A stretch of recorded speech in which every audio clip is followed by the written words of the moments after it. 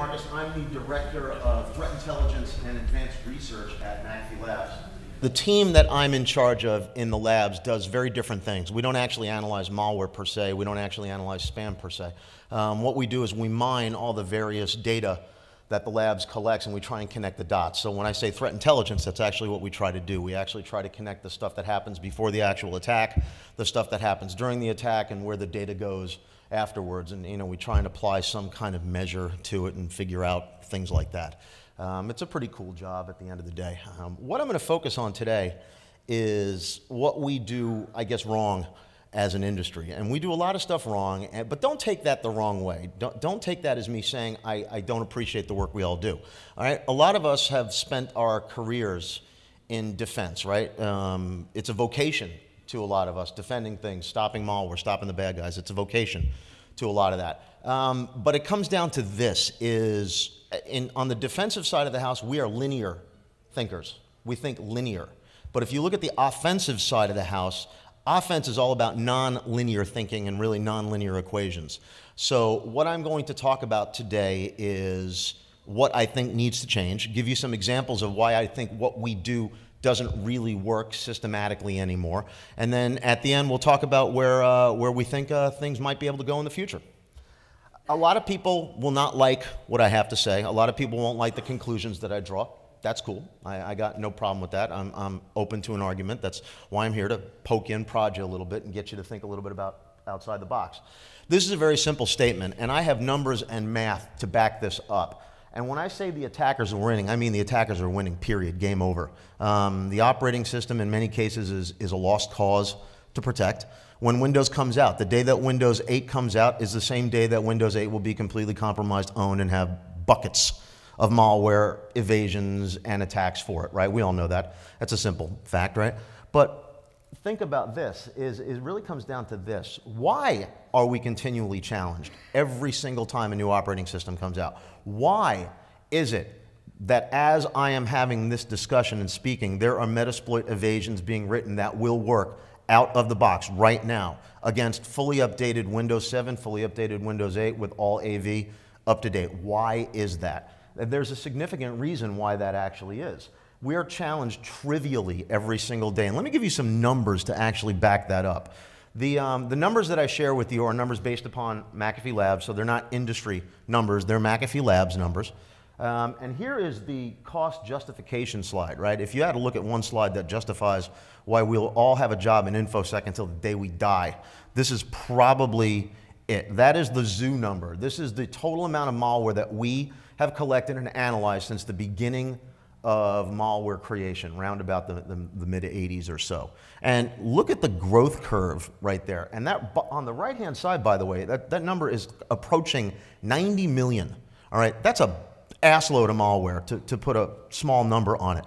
But look, go back to the earlier stage of the chart, 2007, when there was only 10 million.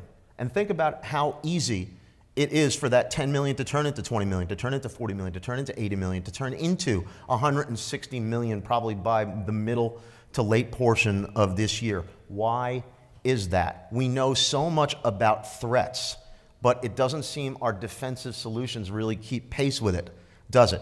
Raise your hand if you think, just based upon this slide alone, AV is challenged, if not dead. You won't offend me. I work for McAfee. It's cool. It doesn't matter to me if you. I'll raise my hand too, because I think it's very challenged on a good day. Here's the issue: is as challenged as it is, no one has actually put forth a new solution to take its place. That's part of the problem. No one has positioned a solution that will kick us to the curb. So all you end up with is fighting this daily update game, right? And I could throw lots of other numbers here. This is the quarterly view of that other number. So you're talking 8 million. 9 million every single quarter. You do the math on that. How many is that daily? You're talking 70,000 every single day. It's a lot of malware, all right? And it works. That's the interesting part of our defensive side versus offensive side. When someone creates a new build of Zeus or a new Zeus Trojan, there's a good 60% chance that is going to work on most systems that have complete up-to-date AV. And this is a guy who works for McAfee that's saying that. And we'll get into exactly why that is in just a second or two. You look at the amount of rootkits and stuff that we see, huge increase here too. And this is where the bad guys get the bang for their buck too, right, is in the rootkit side of the house. Because when you successfully evade or teabag AV, what can you do? You can then install anything else you want on the system, right? So you don't see one generally without the other. If you look at Zeus, it's got a lot of stealth built into it. You know, there's a lot of newer stuff today, like Kudador is real popular, Cridex is real popular, Zero Access is real popular, and these are brand new rootkits. There's even some 64-bit stuff that's really nasty. How many of you are up on Reddit and know what an IAMA is? An IAMA is an interesting thread where someone will say, I am a, ask me questions. There was a thread that I read just out in the lobby that was posted, I think, yesterday. I am a botnet master and rootkit author. All right, and it was an IAMA with a person who is right now writing malware, writing rootkits, and running a botnet. And it's almost like he read my slides, because it's a great illustration of the difference between a nonlinear thinker, an attacker, and a linear solution, AV. And his comments toward why he is so successful with only a year's worth of coding experience is fascinating. I want you to think about that for a minute. How long have we been doing these types of solutions? 20 years? 25 years? And yet you take someone and in a year's period of time is now a successful botnet master and rootkit writer. And you have to ask yourself, why? And his comments are fascinating because he looked at all the things that AV protects against and writes his malware to go around it. Classic nonlinear thinking. And his comments toward his success are fascinating too. He only makes $40 to $400 a day from his botnet use. That's fascinating, actually, isn't it? He uses Tor to hide his traffic, but he really goes step by step through how he targets people, how he gets malware installed in their systems, and his comments on how to evade host-based security solutions are absolutely fascinating. I suggest every single person in here go to Reddit when the session is over, not during it because that would just be rude, and read what he has to say and be open to what he has to teach us, because I think one of his most fascinating comments is randomness is your friend. Traditional security can't deal with randomness. That's right out of his Reddit. And it's absolutely a fascinating statement that kind of goes to the heart of what I'm really talking about here. Is this number is reflective of signed binaries and signed malware just since September of last year. Where did signed malware become famous? Dooku and Stuxnet, right? It used signed binaries and stuff like that. And for those of you who don't know exactly why that's so significant, when you actually take a key, when you actually sign a piece of malware, what did it just become? Shout it out if you know. Whitelisted driver. That's what it just became. So what does that mean when you actually turn a piece of malware into a whitelisted driver? It means it can do anything it friggin' wants on the operating system. Security solutions will ignore it. Whitelisting solutions will ignore it. The operating system itself will ignore it. And this is the influence that Dooku and Stuxnet have had just since September of last year. Again, classic nonlinear thinking versus us linear thinking solutions guys. Hey, that signed binary thing works really well. Why don't I start using it out in the wild? So you'll see new things like Cridex, which is a rootkit, Zero Access, which is a rootkit, have whitelisted components in them. Classic nonlinear thinking, figuring out a way that circumvents traditional AV and then going buck crazy with it. The problem I'm seeing is this, is we also as defensive infosec guys really don't seem to have the ability to learn from our own history. We have 20 plus years of offensive aggressor malware training and teaching and information, right?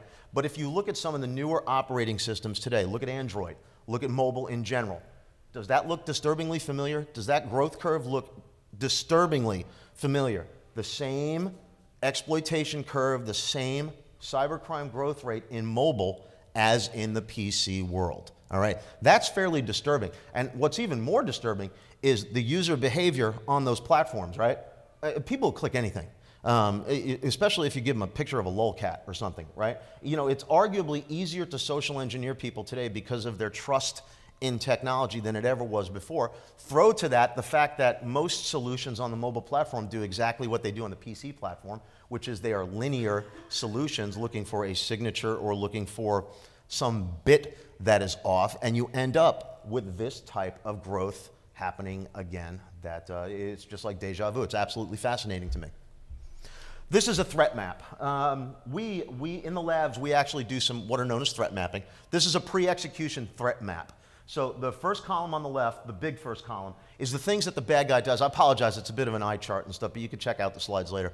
The big column on the left is the stuff the attacker does to get their malware to you. So the stuff that they're doing out in the world, setting up an URL, setting up domain names, stuff like that. The blue column on the right is the stuff they do to get you to take an action. I want you to think about this for a minute, because since the beginning of malware history to right now, these vectors have not changed. And when I give you the post-execution stuff, it becomes even more apparent, is that the post-execution of malware and threats has really not changed. I want you to think about that for a minute, because that means there's a disconnect between what we are knowing about threats and what we're doing with them in our solutions. I want you to remember that for a little later on down the line.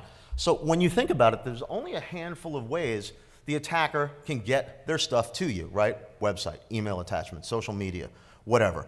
But it comes down to how easy it is to trick someone into clicking the link, right? I want you to think about that from the point of view of innovation. Where's the innovation happening and where's it not happening? Who works in a big enterprise? How many of you people who work in a big enterprise, do those enterprises actually have anti-phishing training? Or is it just awareness training, right? Where they sit you down in front of a slide deck and they say, this is a fish, don't click it. Now you have your awareness training, go about your work, right? That's generally what the form that it takes, right? How many people actually have instituted anti-hacking training, anti-phishing training, anti-social engineering training? I'm not saying that it won't get you phished or social engineered. What I'm saying is if you want your people to not get phished or less likely to click a fish, you got to phish them, all right? You got to hack them. You got to social engineer them. You got to sit them down in a room. You got to throw links at them, see which ones they click, then train them how to act appropriately.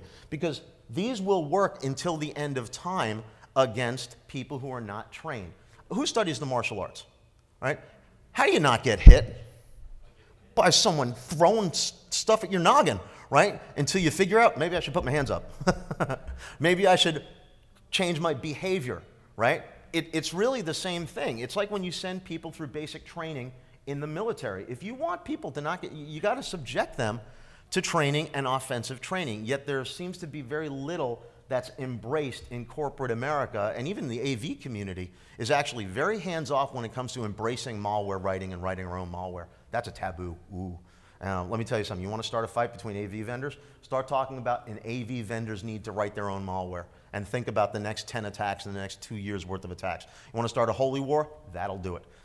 Yet it's not embracing nonlinear thinking when you think about it. How can you produce a solution to combat next year's threats if you don't write what you think next year's threats are? Help me. Because it doesn't work for me, yet that's the industry defensive infosec that we work in. Very linear in its thinking. So you think about it, all these same things happen. By the way, you could throw an APT, I hate that word, but we'll leave that alone for a whole variety of reasons. You could throw you can map out the beginning stage, the ending stage, and the post-execution stage of any threat since the beginning of time till now, no matter how advanced it is, and it will utilize the Chinese menu that is these different columns, okay? And I want to think about that. That means next year's attacks are going to use the same vectors and they will have the same measure of success, yet our solutions don't seem to do a lot about it.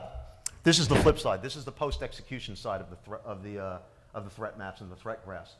Probably the most important column here is the big column on the second blue column on the left. That is the persistence and keep alive column. That's how the malware writer keeps their stuff live on your system. That's where the innovation happens, my friends.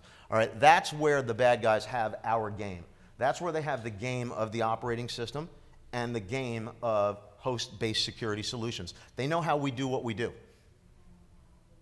Think about that for a minute. If they know how if they know how we do what we do, it's relatively straightforward for them to maintain persistence every single time. This is why Zeus is continually problematic. This is why SpyEye, I9, this is why all this malware is continually problematic, because they find new ways to be innovative in the area of persistence and shutdown. it's going toward the same things. If you look at some of the stuff that's in that column, and again, I apologize, it's a bit of an eye chart, you can check it out later, but they're going to be doing the same 6 or 7 things to maintain persistence. It's just how they go about injecting the process that changes every single time.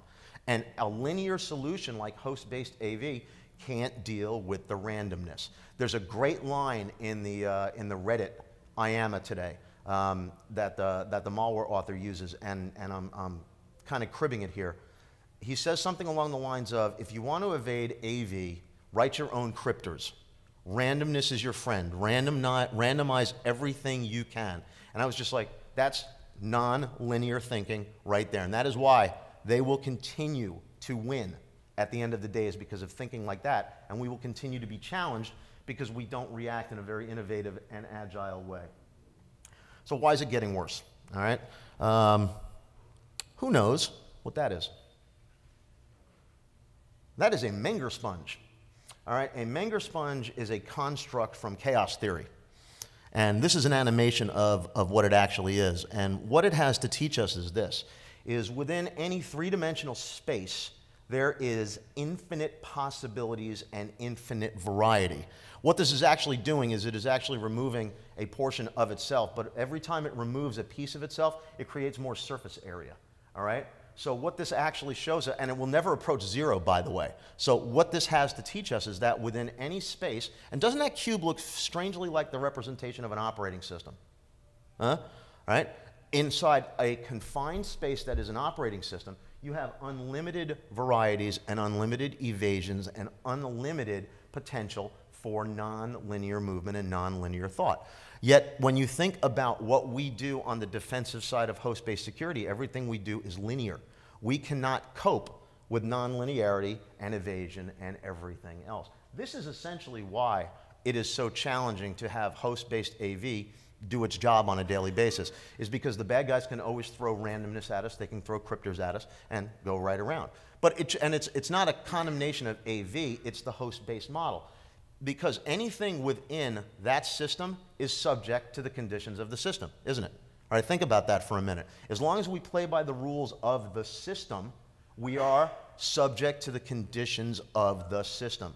Remember that line? It's going to come back in just a minute. All right? This is where all of today's innovation is actually going. Let's be honest. It's a whole lot cooler and sexier to write Metasploit evasions than it is to write AV signatures, okay?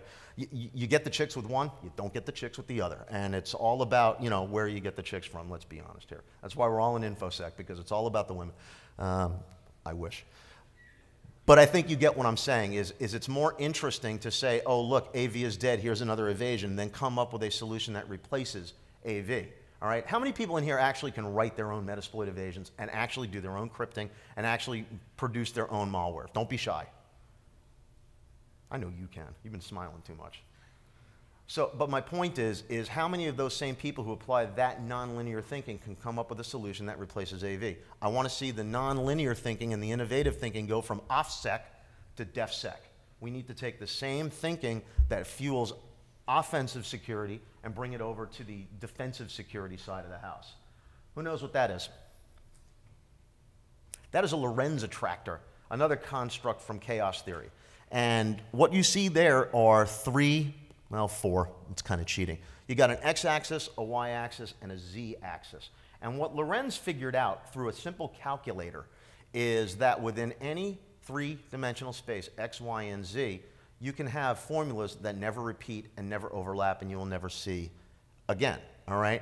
A lot of the malware that we run into, we will never see again. Especially if you look at a targeted attack, we will never ever see that malware again. And it will have used conditions and will have applied conditions to the OS that we won't see again. We'll only know about it in retrospect, which is after the victim was compromised and they moved on. But this is the game that we continue to play. We continue to abide by the rules of the operating system, and we therefore are challenged on a good day, losing completely on a bad day. Think about this from the point of view of exploiting memory.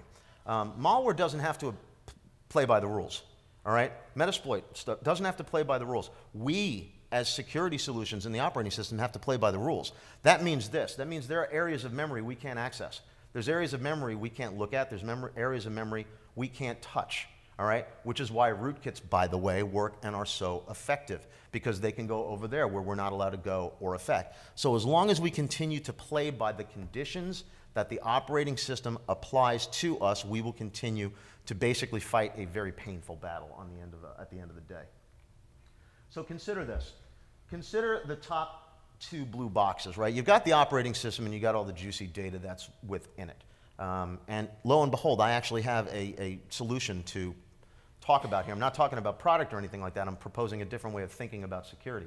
If you think about it, the applications of security and the data that secures most of those pieces, excuse me, when you think about it, data and the solutions that protect data occupy the same space, right? The operating system, yeah?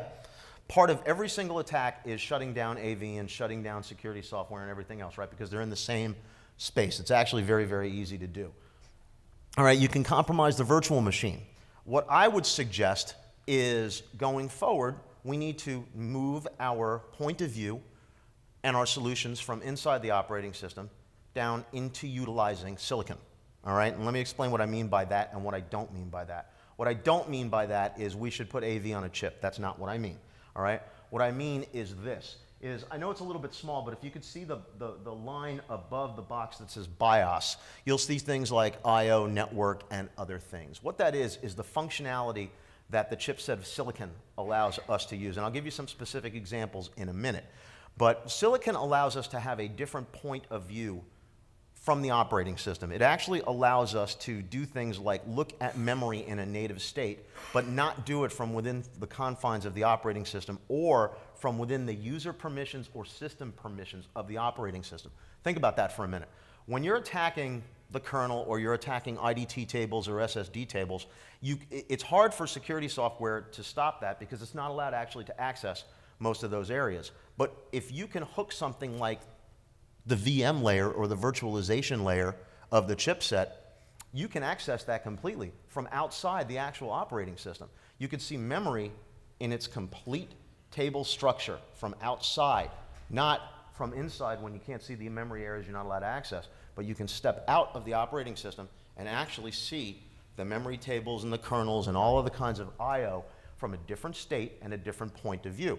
That means you can write different content and you can take different actions. When I say this, I'm not saying we should throw out everything and use the chipset. That's not what I'm saying. We were acquired by Intel about a year or so ago, and we started getting schooled in silicon and what silicon can do, but more to the point, what silicon extensions can actually do. If you're familiar, there's been the ability to utilize silicon for some very interesting things for going on 8 years, vPro, AMT and things like that, as a standard have existed for 5 years and 8 years, but they've really never been used with the exception of energy management. So what we started doing about a year ago is we started thinking, how can we use the VTX extensions to monitor memory? How can we use the VTD extensions to protect against direct memory access attacks? A lot of the discussions are still going on, but it started making us think in ways that got us out of the operating system and got us out of being confined by the parameters of the same system we are trying to protect. And it's caused us and made us think in a lot of very, very different ways. So what I would propose is this, I would propose most people start looking at the silicon extensions and the IA architecture. You can insert any other chipset in here if you wanted to, by the way. AMD, a lot of the others, AMD and some of the other chip makers have got very robust extensions to allow you to use silicon in very different ways as well. I'm using Intel as an example because who do I work for? I work for Intel. And I'm more familiar with the chipset here than I am with others. But if you look on the left, you've got extensions that allow you to do very unique things. Cryptography, AES, a lot of things. Now think about that from this point of view. If you've got the power of silicon that won't impede the function of the operating system, by the way, and you can do things like encryption, think about what you could do with something like, I don't know, secure keyboarding or secure passages up from silicon into the I/O shell or up through silicon, through the SSD drive, out onto the network card. Silicon allows us to do a lot of those kinds of things. Think about all the guys that are cracking keys with GPU cycles, right? They're taking a slice of the GPU, the graphics processing unit that's actually on the graphics card, and they're devoting it to the cracking of MD5s and keys. Think about that for a minute. Why should we let them have all the fun? Why should we let them get all the glory and get all the chicks? All right? That's a classic use of using silicon and using different processing in a very innovative way. And I would submit that there's something to be said for that. Requires a lot of different thinking, requires a lot of different training, but there are so many different extensions within the chipset that really only one core gets used at any one particular time. Most of the other cores lay silent and dormant, not having their extensions used. And if you look at where Intel is going, even with mobile processors, all of these extensions exist in the mobile processing core as well. Wouldn't it be nice for us to actually go down a path innovatively that allows us to not recreate the same old failing solutions for mobile that we've created for the PC world? Start thinking in terms of silicon. How can I use the Atom chip to actually stop rootkits? How can I use the Atom chip to actually engage the network directly? Think about that for a minute. Think about using a network card's processor. It has the power of a 486 processor, by the way. Not all that much today, but think about the routines that you could actually have just that card run to do network-based analysis or network-based defenses. All right? That's, I would submit, a very interesting line of thought to start looking at. And all of these extensions exist in the I-Core series of chips, and even for the future chipsets, we're also looking at specific slices for a security cycle, all kinds of things like that. And I would submit, again, that this is a very interesting route to go down. It won't solve all of our problems, but it at least allows us to not replicate a lot of the same problems in the mobile world that we see in the PC world, and wouldn't that at least be nice? You know, it'd be nice to play by our own rules going forward a little bit. So I highly recommend that start getting familiar with the chipsets and the power of chips and silicon. What you can also do when you're starting to look at silicon is you could do things like attribution and intelligence mining as well. One of the problems that we have is what? The reason the bad guys create so much malware is because very few of them ever go to jail, right? Because attribution is really difficult in our world. 2 years ago, most of our customers, and I spent time with a lot of customers, didn't ask us about attribution. They didn't want to know who wrote the malware or where their data went. It was just like, stop the friggin' malware, you know, so they could get on with the day. But now, you know, there's so much money that the bad guy is stealing. They want to know who wrote it, where did it come from, where did my data go?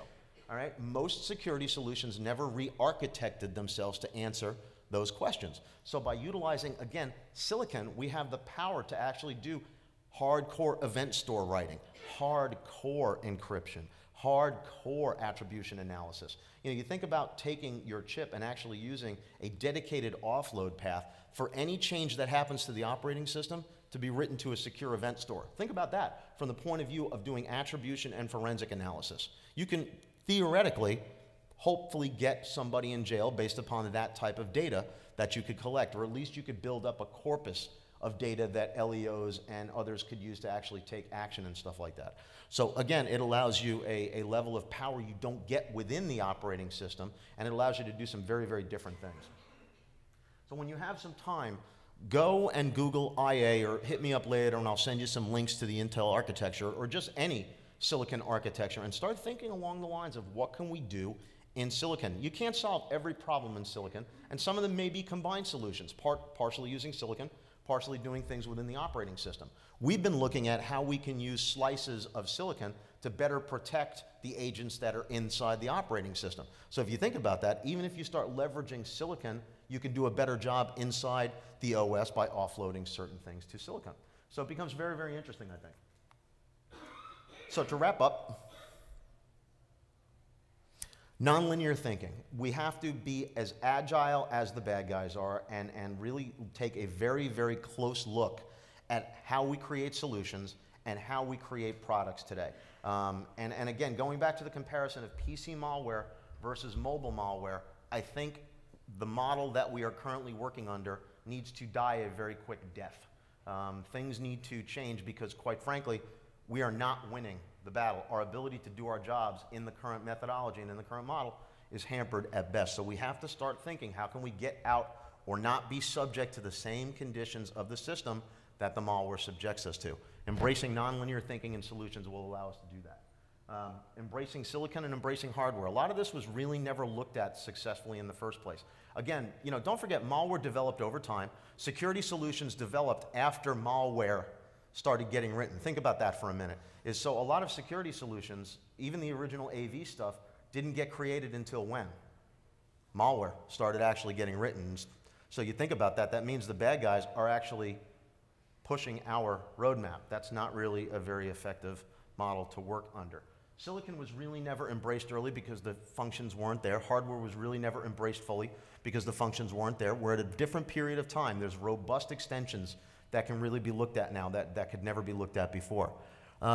Attribution and intelligence. If you want to make your million or your millions in infosec, this is the area to be in. Infosec is needing attribution and intelligence solutions. IP addresses do not equal attackers, all right? And that is what most takedowns are based upon, is lots of IP address information. IPs are one vector. If you go down the thinking of IP addresses equal attacker, then you get ridiculous thoughts like China's responsible for everything, just because they go back to Chinese IP addresses. It doesn't really work that way. And if it did, then all spam would be an American conspiracy, by the way, because historically 80% of all spam comes from US-based addresses, okay? So we need good intelligence and attribution solutions. And if I had to, obviously they're very interrelated here, but the attribution thing is a really big deal.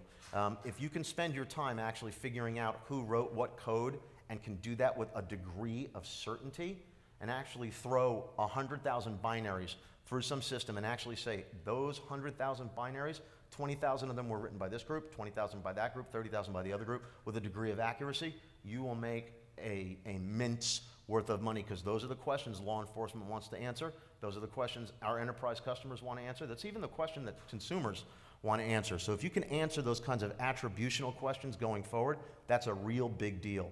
And then if you can actually answer the, is it state sponsored versus a proxy, real intelligence, that's also going to be a real big deal going forward. It's not guesswork anymore, and we've been playing guesswork games up until now, quite frankly, and that just won't fly.